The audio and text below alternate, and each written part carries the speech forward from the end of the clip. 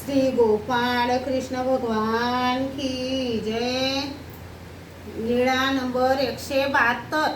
शिंप्याला जेवण दिल्याच्या प्रसंगी औसाचा राग। एके दिवशी सर्वज्ञांनी सकाळचा पूजा वसर झाल्यानंतर भट्टोबासांना म्हटले, वानऱ्या अंगी शिवून आणण्यासाठी तुम्हाला शिंप्याकडे जावे लागते.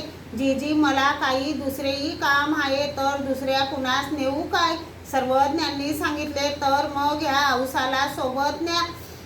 हिला शिंप्याकडे बसून ठेवा आणि तुम्ही कामाला निघून जा.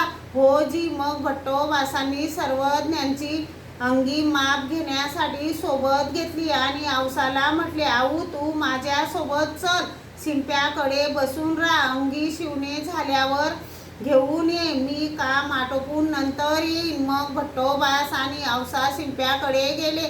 त्याला एक दाम शिवणावळ दिली व औसाला तेथे बसून कामासाठी निघून गेले. शिंप्याने औसाला विचारले, हा आई, ज्या पुरुषाची अंगी एवढी तलम वस्त्राची व सुगंधित, तर ते पुरुष कसे असतील? औसाने आश्चर्याने म्हटले, हय रे स्वामी, जगन्नाथाला तू अजून पाहिले नाहीस का? स्वामी, माझे स्वामी सुंदर आहेत. ही अंगी शिवून दे, मग मी तुला स्वामी जगन्नाथाचे दर्शन करवी.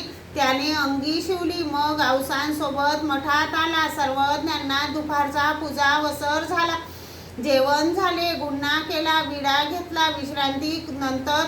विश्रांतीनंतर उठून बसलेले होते. मग सर्वज्ञ अंगणात आले. तेथे त्याने अंगी दिली. दंडोत घातले. श्रीचरणा लागला. मग सर्वज्ञ मठावर गेले. औसा आत गेली तेव्हा उंच मठात कोणीतरी उपार आणून ठेवलेला होता.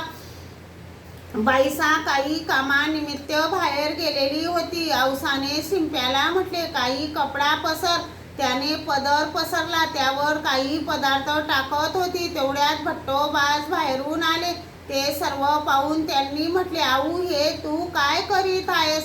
बाईसा घरी नाहीत. याला मी शिलाईचा दाम दिलेला आहे, तरी तू याला अन्न का वाढते आहेस?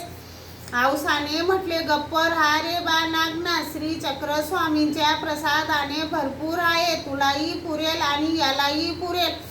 मग भट्टोबास मठावर गेले आणि सर्वज्ञांना म्हटले, जीजी पाहिले का ह्या औसाचे काम?